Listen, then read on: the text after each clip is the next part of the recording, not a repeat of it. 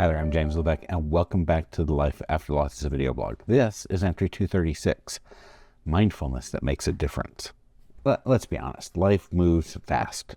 Some days it feels like I'm reacting to everything and none of it is on my terms. Mindfulness wasn't something I naturally reached for, but over time, it became something that helped me slow down without falling behind. And in this entry, we're talking about what mindfulness really looks like in real life. Not on a retreat or in perfect silence, but right in the middle of your day. It's not about clearing your mind. It's about being here for it. So if you've ever felt like your thoughts were running the show, this one's for you. So let's get into it. When you hear the word mindfulness, what comes to mind? Maybe you picture someone meditating cross-legged at the beach at sunrise. Or maybe you just picture someone who has time for that kind of thing. But real life, it's busy, it's messy, and most of us aren't spending our mornings in peaceful silence.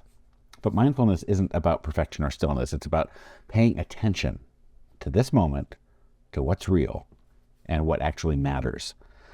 And when I say it makes a difference, I'm not just speaking from personal experience, though I have plenty. Research backs it up too. Now, according to studies from Harvard and Stanford, regular mindfulness practice can rewire the brain in powerful ways. It boosts emotional regulation, reduces anxiety in the amygdala, that's your brain's internal alarm system, and even increases the gray matter linked to empathy, memory, and happiness, which is a long way of saying this stuff works. This week in our 4-part Come On and Get Happy series, we're exploring how mindfulness can shift your relationship with happiness. Not someday, but today. Not through hours of practice, but in small moments that meet you where you are. And if you haven't downloaded the Week 2 workbook module yet, go ahead and grab it. It's full of simple exercises to help you practice this in your real daily life. Now here's what mindfulness has taught me. And again, something that research backs up. Number one, mindfulness brings you back to now. Our minds are professional time travelers, always hopping to the next thing, dwelling on the last thing, rarely landing in the moment when we're actually living. Dr. Matthew Killingsworth at Harvard found that people are less happy when their minds wander, no matter what they're doing. Now let that sink in. It's not just what you're doing, it's whether you're present while doing it. Mindfulness is a way back, not to a perfect moment, but to a real one. It might be noticing the warmth of your coffee, or the breeze through a window, the quiet satisfaction of finishing a task. They're not headline moments, right? They're everyday ones. But when we pay attention, they hold more weight than we realize. Now, one practice I've used is the 5-4-3-2-1 grounding method. You notice 5 things you see, 4 you hear, 3 you can touch, 2 you can smell, and 1 that you can taste. Now, it's simple. And it pulls you out of your head and into life.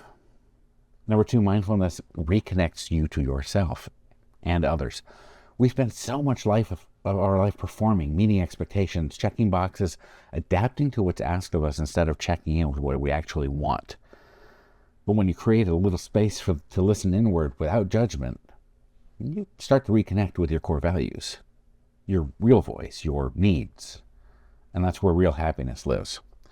Our researcher, Dr. Tim Kasser, try saying that 5 times fast, found that people who prioritize internal values, things like growth, relationship, or contribution, report much higher levels of well-being than those chasing status or approval.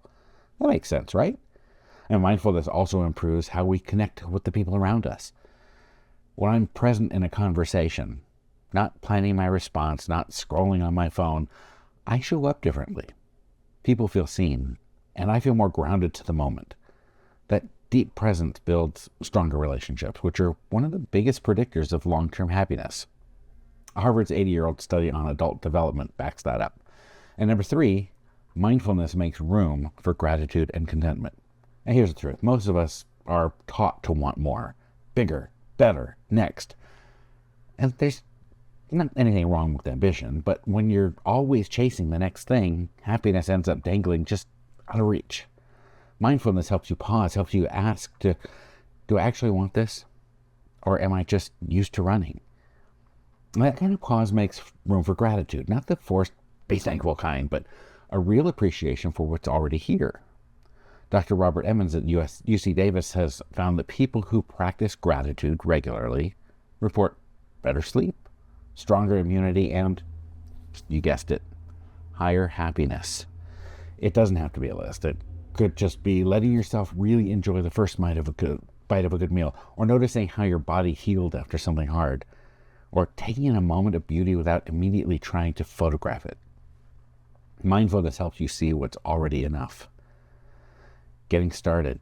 You don't need to overhaul your life. Try 5 minutes of breathing before your day begins.